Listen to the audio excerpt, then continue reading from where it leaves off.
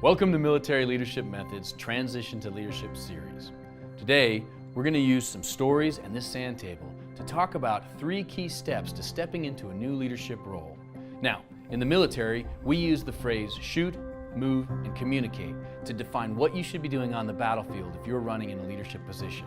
If you're not shooting, you should be moving. If you're not moving, you should be communicating. And if you're not doing any of the 3, you've probably already lost. In business, it's not any different. In business, we say do, be, and give. And the idea is that if you can approach those 3 objects, your leadership abilities will continue to grow and your organization will be successful. You can choose to engage this video as this 3-part series, or you can watch it all together at one time. But I encourage you to take the ideas and the stories we talk about here and talk about it amongst yourself. How can you use the information we're giving and apply it to your business to make you more successful in what you do and make your company more profitable?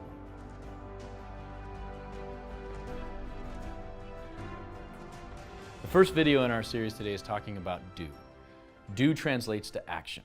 If you are moved into a new leadership position, you've got to be willing to step up and do the right thing to get people moved from just talking about work to actually doing work. A great example is King Leonidas and the 300 Spartans.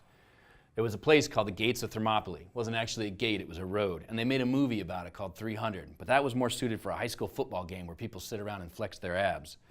On the side of the road, there was a cliff leading out into the sea. No one could pass through on the sea. On the other side, there was a big cliff built up on the side.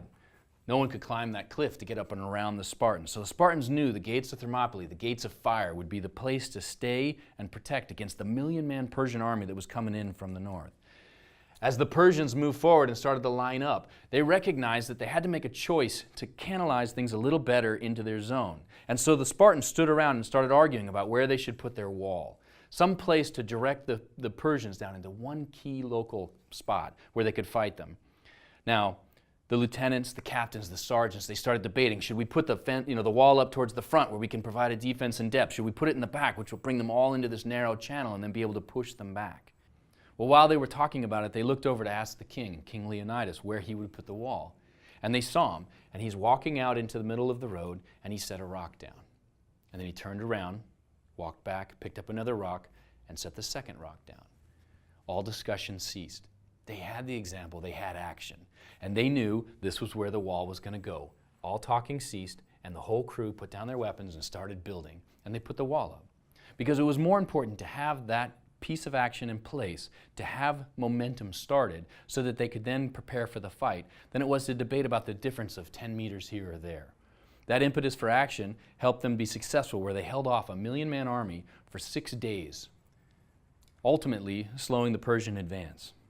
We use this as an example of doing something, of taking action, and of committing to being a leader and stepping into that role.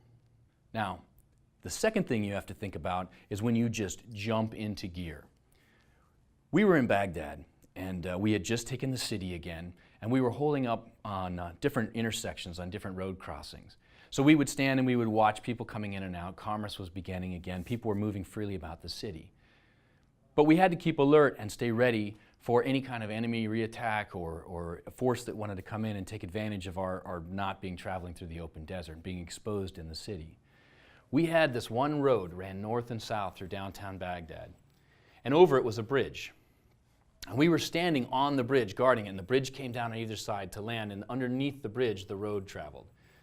Well, as we were standing on it, looking around, watching the trucks moving back and forth, there was one truck vehicle coming down that was moving at an erratic speed and swerving back and forth between cars, heading straight for the bridge.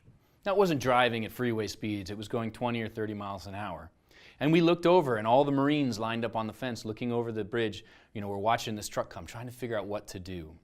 And one Marine, Chris, saw the truck coming and felt like it was a threat. He didn't know if it was full of an explosive. He didn't know if they were planning on ramming us or if they were just bad drivers moving through on Saturday morning traffic.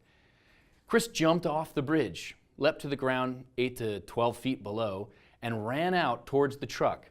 And he personally charged this truck with his M16, ordering them to stop, giving them hand and arm signals, telling them to slow down. And sure enough, the truck starts to slow down, and 2 men in the cab of the truck got down to about 5 miles an hour or so, jumped out of the truck and started running away, and the truck crashed into the sidewall. Well, it turns out the truck was full of explosives. We don't know what their intent was, but they were certainly heading towards us, and it would have been a bad thing. Chris was a lance corporal. He was one of the junior guys in the unit. But he stepped up and led in that moment. Now later when we interviewed him, we talked about what was going on in his head. He said he never felt like he was truly in danger because he had his team behind him. He had the people there to support him. So as he ran out into the road, all he was trying to do was build some standoff. But his instant action, his desire to leap forward and put himself in harm's way to protect those around him, let him jump into a leadership role that day. And he took action, which is what's expected of every new leader as they take on their teams and do the best for their companies. The last part about do that you have to be aware of is understanding that you are setting the example. As you step forward and you take on leadership roles and you look for ways to be the leader of the organization, you have to set the example. Your example sets the tone. It sets the energy for the whole organization. Now, there's a guy named Adolf von Schell. He was a captain on the German side in World War I. And he and his company had been moving out at night and had moved into this little farmhouse. Now, there was fighting going on all around them. But they pulled the whole company into this position inside this farmhouse where they had relative safety for the remainder of the night. When they got up in the morning and they were looking out the door, they saw a weather balloon. They'd launched a weather balloon up from the Russians, and they were looking around for any soldiers moving around in the battlefield. So as rounds would land all different places from different people fighting up and down the front, there was nobody shooting at the farmhouse because they didn't know they were inside. But they could hear the fight going on. And the soldiers trapped inside with von Schell wanted out. The anxiety about not knowing if someone had seen you, if someone was going to start shooting at you, like they were building up their anxiousness and they were really getting concerned. They would start coming up with excuses. You know, they wanted to go forage for food. They wanted to launch a patrol and make sure they had clear surrounding area. But von Schell knew if they went outside, they'd be seen by the weather balloon. And then they would call in artillery fire and the entire company would be decimated because they were out in this open field. Once this building was gone, they had nothing.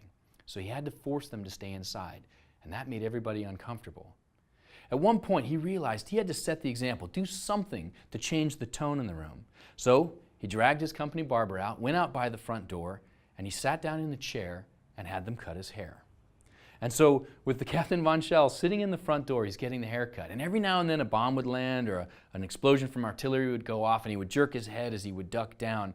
And he says he probably got the worst haircut of his life, and he would yank out more hair than he was cutting. But the troops saw him calm enough to get his hair cut in the middle of this fight, and they realized if the company commander's not concerned, maybe we shouldn't be concerned, and perhaps we could relax a little bit more. Pretty soon, decks of cards were broken out, and people started playing games. One man started singing. It calmed the entire mood down, and they made it through the day. At the end of the day, the weather balloon went down, and the company was able to leave the farmhouse and move back into a position where they could support the rest of the army. By setting the example, Captain von Schell had done something to lead his men and put the tone out for the entire organization. As you take on a leadership role, you're going to be in a position to set the example too. Remember, command is theater. People are watching you. They see what you're doing and how you're behaving, and your behavior will dictate how they behave as well. So be conscious of what you're doing and what you put out there.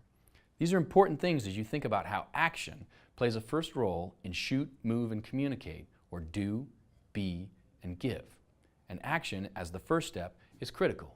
If you want to be a leader, lead. That concludes our section on do, taking action, in our three-part series on transition to leadership, do, be, and give.